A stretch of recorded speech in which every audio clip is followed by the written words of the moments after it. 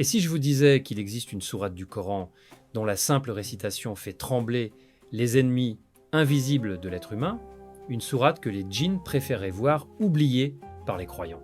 Imaginez un instant que vous possédiez une protection qu'Allah vous a offerte, mais que, par négligence, vous la laissiez de côté chaque jour. Combien de personnes passent à côté de ce trésor sans même s'en rendre compte? Restez jusqu'à la fin, car ce que vous allez découvrir pourrait transformer votre manière de lire le Coran et renforcer votre confiance en Allah.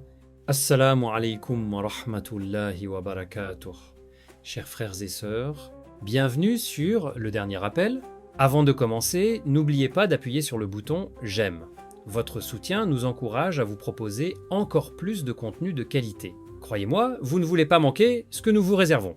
Si vous n'êtes pas encore abonné, c'est le moment. Activez la cloche de notification pour être parmi les premiers informés de la sortie de nouvelles vidéos riches en enseignements sur la foi islamique. Partagez cette vidéo avec vos proches et laissez un commentaire ci-dessous pour me faire part de vos impressions. Vos commentaires comptent énormément pour nous. Écrivez dès maintenant dans les commentaires. Allah est mon protecteur. Ce simple témoignage de foi est aussi une manière d'encourager d'autres personnes à se rapprocher du livre d'Allah. Merci d'être là et croyez-moi, vous ne voudrez pas manquer la suite. Bonne vidéo. Depuis des siècles, les djinns sont un sujet qui intrigue, inquiète et parfois effraie.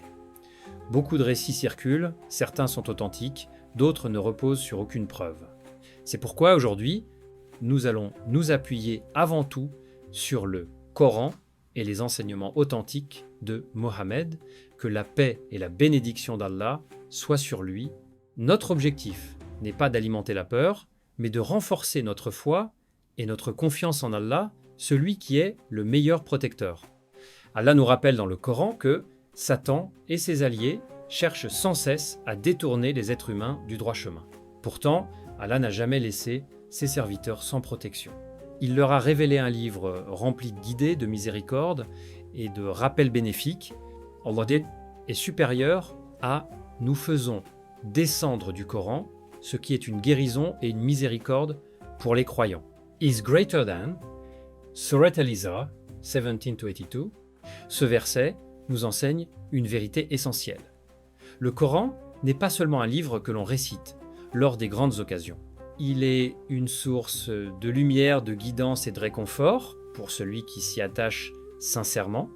Mais alors, pourquoi certaines sourates occupent-elles une place particulière dans la protection spirituelle du croyant? Pourquoi les savants ont-ils toujours insisté sur leur récitation quotidienne? Et surtout, quelle est cette sourate dont les mérites sont si immenses que de nombreux musulmans passent malheureusement à côté de ses bienfaits sans même le savoir? La réponse est bien plus profonde que ce que beaucoup imaginent. Ce n'est pas une formule magique, ni un secret réservé à quelques personnes. C'est un enseignement authentique, accessible à chaque croyant qui cherche la protection auprès d'Allah avec sincérité.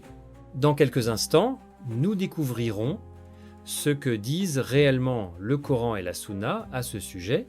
Vous comprendrez pourquoi des millions de musulmans à travers le monde prennent soin de réciter cette sourate régulièrement et pourquoi il est si important de ne jamais négliger cette pratique. Avant de poursuivre, écrivez dans les commentaires « Oh Allah, raffermis ma foi » et restez bien jusqu'à la fin de cette vidéo car nous verrons également comment intégrer cette sourate dans votre quotidien selon les enseignements authentiques afin de rechercher la protection d'Allah de la meilleure manière. Maintenant que nous avons compris que le Coran est une guérison et une miséricorde pour les croyants, il est essentiel de revenir à la source de toute vérité, les paroles d'Allah. Beaucoup parlent des djinns avec des récits effrayants ou des histoires sans fondement. Pourtant, le Coran nous enseigne une réalité bien plus profonde et plus équilibrée. Avant toute chose, rappelons que les djinns sont des créatures d'Allah au même titre que les êtres humains et les anges. Ils ne possèdent aucun pouvoir indépendant. Ils ne peuvent agir qu'avec la permission d'Allah. C'est pourquoi le croyant ne doit jamais vivre dans une peur excessive des djinns. Il doit plutôt renforcer sa confiance en son Seigneur. Allah dit dans le Coran est supérieur à « J'ai créé les djinns et les hommes uniquement pour qu'ils m'adorent ». Surat Ad-Dhariyat, 51,56. Ce verset rappelle une vérité fondamentale. Les djinns, eux aussi, sont responsables devant Allah. Parmi eux se trouvent des croyants et des mécréants. Certains suivent la vérité, tandis que d'autres suivent Satan et cherchent à égarer les hommes. Allah rapporte également leurs propres paroles dans la sourate Al-Jinn, est supérieure à « Il y a parmi nous des musulmans et il y en a qui sont injustes. Ceux qui se sont soumis à Allah ont cherché la droiture. » Is greater than Surat Al-Jinn 72-14. Cette précision est importante car elle nous évite de tomber dans les exagérations. Tous les djinns ne sont pas identiques, mais ceux qui suivent Satan détestent tout ce qui rapproche le croyant d'Allah. C'est précisément pour cette raison que la récitation du Coran est une immense protection. Les paroles d'Allah apportent la sérénité au cœur du croyant et affaiblissent les suggestions de Satan. Elles rappellent constamment la grandeur d'Allah et la faiblesse de toute créature face à lui. Parmi les sourates les plus importantes dans ce domaine se trouve la sourate Al-Baqarah. Elle occupe une place unique dans la tradition islamique. Mohammed, que la paix et la bénédiction d'Allah soient sur lui, a enseigné que cette sourate possède un immense mérite. Dans un hadith authentique rapporté par Sahih Muslim, le prophète, Mohammed, que la paix et la bénédiction d'Allah soient sur lui, a dit que Satan fuit la maison dans laquelle la sourate Al-Baqarah est récitée. Remarquez bien la portée de cet enseignement. Le hadith ne dit pas que cette sourate agit comme un objet magique ou qu'elle dispense le croyant de ses obligations. Il montre plutôt que la récitation sincère des paroles d'Allah transforme l'atmosphère spirituelle d'un foyer et rappelle constamment la présence d'Allah. De nombreux savants expliquent que lorsque le Coran est récité régulièrement dans une maison, celle-ci devient un lieu où la foi est vivante. Les prières y sont accomplies, le rappel d'Allah y est fréquent et les habitants cherchent sa protection. C'est cette proximité avec Allah qui constitue la véritable force du croyant. L'imam Ibn al-Qayyim, qu'Allah lui fasse miséricorde, a d'ailleurs longuement expliqué que le Coran est une guérison pour les cœurs et une protection contre les insufflations de Satan lorsque le croyant le récite avec foi, méditation et sincérité. Il existe également de nombreux témoignages authentiques de musulmans qui ont pris l'habitude de réciter régulièrement la sourate Al-Baqarah dans leur foyer. Ils racontent avoir retrouvé davantage de tranquillité, une meilleure assiduité dans les actes d'adoration et une paix intérieure renouvelée. Ces expériences personnelles ne constituent pas des preuves religieuses en elles-mêmes, mais elles illustrent les bienfaits que beaucoup ressentent lorsqu'ils mettent en pratique les enseignements authentiques de l'islam. À présent, dites-nous dans les commentaires. Que Allah protège ma maison par son noble Coran. Cette invocation est un magnifique rappel pour vous-même et une source d'encouragement pour les autres membres de notre communauté. Mais ce n'est pas tout. Une question demeure. Pourquoi la sourate Al-Baqarah possède-t-elle un effet si particulier? Est-ce uniquement sa longueur ou renferme-t-elle des enseignements qui dérangent profondément Satan et ceux qui le suivent? Dans la prochaine partie, nous explorerons ce que cette sourate contient de si puissant et pourquoi tant de croyants négligent encore aujourd'hui ce trésor spirituel pourtant accessible à tous. À présent, une question mérite toute notre attention. Qu'est-ce qui rend la sourate Al-Baqarah si particulière? Pourquoi Mohammed, que la paix et la bénédiction d'Allah soient sur lui, a-t-il attiré l'attention de sa communauté sur son immense mérite? La réponse se trouve dans son contenu. La sourate Al-Baqarah est la plus longue du Coran. Elle rassemble des enseignements fondamentaux sur la foi, l'obéissance à Allah, la sincérité, la patience, la repentance, la lutte contre les tentations, les règles de la vie quotidienne et la confiance totale en son Seigneur. En la récitant et en méditant sur ces versets, le croyant nourrit son cœur de vérité, ce qui affaiblit naturellement les insufflations de Satan. L'un des passages les plus connus de cette sourate est Ayat al-Kursi. Allah dit est supérieur à Allah, point de divinité à part lui, le vivant, celui qui subsiste par lui-même. Ni somnolence, ni sommeil ne le saisissent. À lui appartient tout ce qui est dans les cieux et sur la terre. Surat al-Baqarah, ce verset est considéré comme le plus grand verset du Coran. Il rappelle la souveraineté absolue d'Allah, son pouvoir parfait et sa protection infinie. Lorsque le croyant le récite avec foi, son cœur se remplit de confiance, car il se rappelle que rien n'échappe au contrôle d'Allah. Un autre hadith authentique illustre la grandeur de ce verset. Il est rapporté dans Sahih al-Bukhari qu'à Abu Huraira, que Allah l'agrée, gardait les biens de la zakat lorsqu'un homme vint en prendre une partie. Après plusieurs rencontres, cet homme lui conseilla de réciter Ayat al-Kursi avant de dormir, en lui disant que celui qui le ferait bénéficierait de la protection d'Allah jusqu'au matin et qu'aucun démon ne pourrait l'approcher. Lorsque Abu Huraïra rapporta cette histoire à Mohammed, que la paix et la bénédiction d'Allah soient sur lui, le prophète répondit que cet individu avait dit la vérité sur ce point, bien qu'il fût un grand menteur, car il s'agissait de Satan.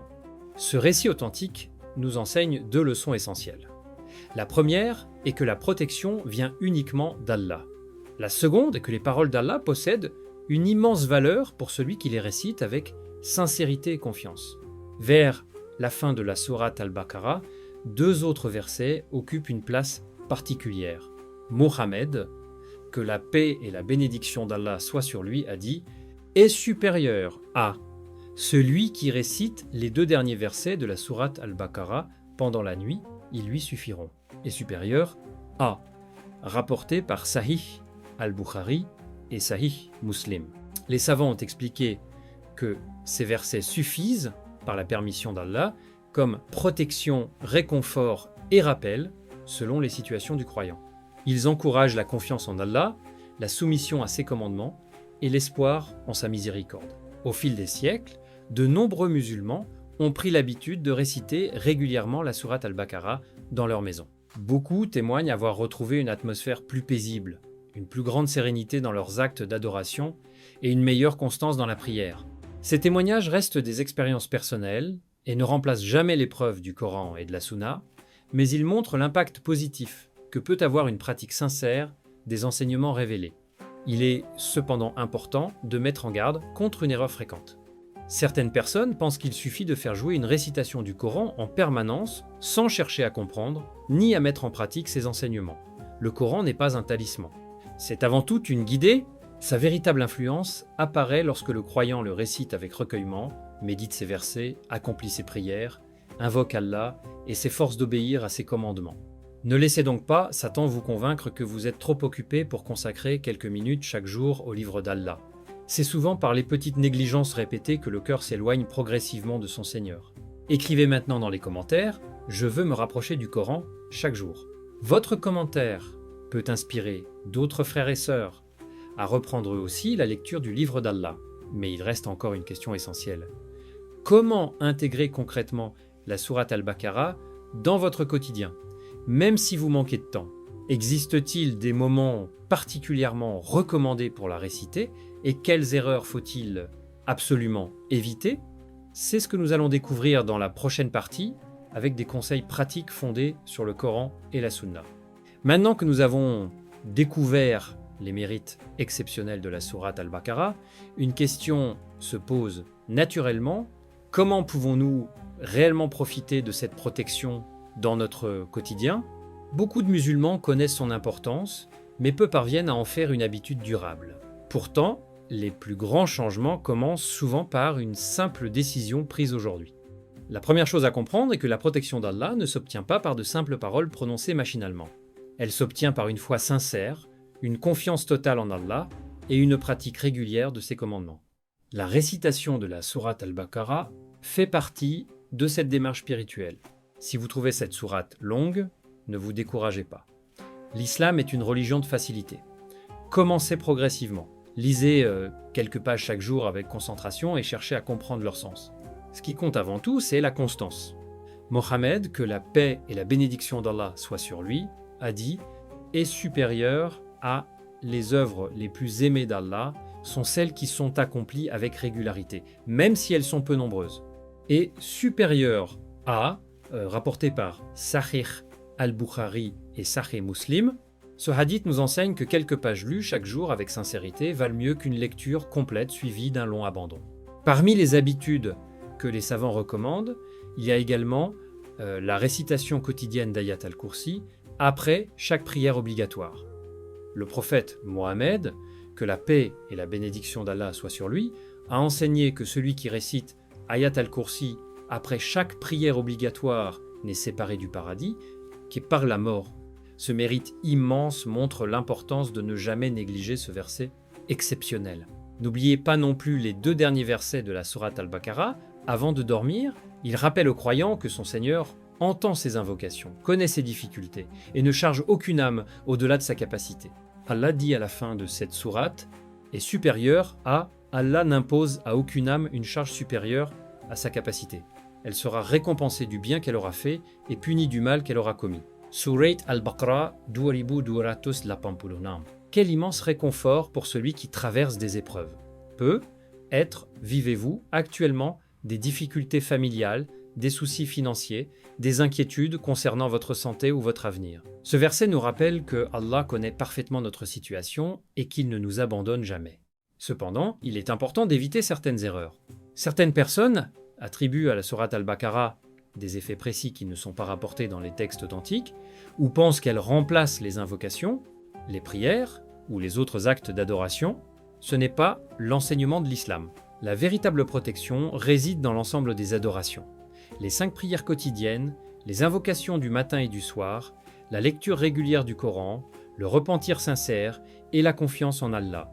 Les savants rappellent également que la protection spirituelle commence dans nos propres comportements. Une maison où l'on accomplit les prières, où l'on évoque souvent Allah, où l'on évite les injustices, les disputes et les péchés, est une maison dans laquelle la foi grandit. Le Coran ne transforme pas seulement les lieux, il transforme d'abord les cœurs. De nombreux musulmans racontent qu'après avoir instauré une routine de lecture du Coran en famille, l'ambiance de leur foyer est devenue plus paisible. Les conflits ont diminué, les enfants se sont davantage intéressés à la religion et chacun a trouvé un nouveau souffle dans son adoration. Ces témoignages ne remplacent pas les preuves religieuses, mais ils montrent les fruits que peut produire une vie centrée sur le rappel d'Allah. Posez-vous cette question avec sincérité. Quand avez-vous récité la sourate Al-Baqarah pour la dernière fois avec réflexion et concentration? Si cela remonte à plusieurs semaines, voire plusieurs mois, être-il temps de renouer avec ce trésor qu'Allah a mis à votre disposition? Écrivez maintenant dans les commentaires « Je place ma confiance en Allah et en son noble Coran ». Votre engagement peut encourager d'autres croyants à reprendre eux aussi cette belle habitude. Mais avant de terminer, il reste un dernier rappel extrêmement important. Beaucoup de personnes cherchent la protection d'Allah tout en oubliant la clé essentielle qui ouvre toutes les portes de sa miséricorde. Dans la conclusion, nous verrons pourquoi la lecture de cette sourate n'aura son plein effet que si elle s'accompagne d'une foi sincère, d'une obéissance constante et d'un cœur attaché à Allah. Ne manquez surtout pas cette dernière partie car elle résume le véritable secret de la protection du croyant. Nous arrivons à la fin de cette vidéo, mais le plus important commence maintenant, ce que vous allez faire après avoir entendu ce rappel. Aujourd'hui, nous avons découvert une vérité essentielle. La force du croyant ne réside pas dans des pratiques mystérieuses ou des superstitions, mais dans son attachement au livre d'Allah. La sourate Al-Baqarah, avec ses enseignements, ses rappels et ses versets d'une immense valeur, est un moyen de protection qu'Allah a accordé à ses serviteurs. Cependant, il est essentiel de comprendre que la protection vient d'Allah seul. Le Coran est une guidée, une miséricorde et une source de protection par la permission d'Allah, et non un objet magique. Allah dit, est supérieur à, dit, rien ne nous atteindra en dehors de ce qu'Allah a prescrit pour nous. Il est notre protecteur. Et c'est en Allah que les croyants doivent placer leur confiance. Is greater than Surat At-Tawbah 9:51. Ce verset devrait devenir une devise dans notre vie. Peu importe les difficultés, les inquiétudes ou les épreuves, le croyant sait qu'aucune créature, visible ou invisible, ne peut lui nuire sans la permission d'Allah. Cette certitude remplit le cœur de sérénité et renforce la foi. Souvenez-vous également que Mohammed, que la paix et la bénédiction d'Allah soient sur lui, nous a enseigné à rechercher la protection d'Allah chaque jour par les invocations, la prière, la lecture du Coran et les bonnes œuvres. La meilleure défense contre les insufflations de Satan est une foi vivante, entretenue quotidiennement. Si vous souhaitez réellement faire entrer la lumière du Coran dans votre maison, commencez dès aujourd'hui. Fixez-vous un objectif réaliste, lire quelques pages de la sourate Al-Baqarah chaque jour, réciter Ayat al-Kursi, après chaque prière obligatoire, lire les 2 derniers versets de cette sourate avant de dormir et prendre quelques minutes pour méditer le sens des paroles d'Allah. Avec le temps, ces habitudes deviendront une source de paix, de confiance et de proximité avec votre Seigneur. Ne remettez pas cette décision à demain. Nous ignorons tous combien de jours Allah nous accordera encore. Chaque journée est une occasion précieuse de nous rapprocher de lui.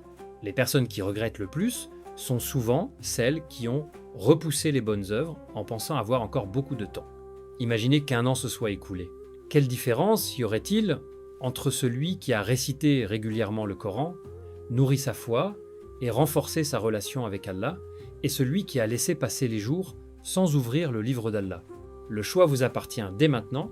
Écrivez dans les commentaires « Ô Allah, fais du Coran la lumière de mon cœur et le guide de ma vie. Nous serons heureux de lire vos invocations et vos réflexions, et elles pourront inspirer d'autres frères et sœurs à se rapprocher d'Allah. » Et maintenant, nous aimerions vous poser une question.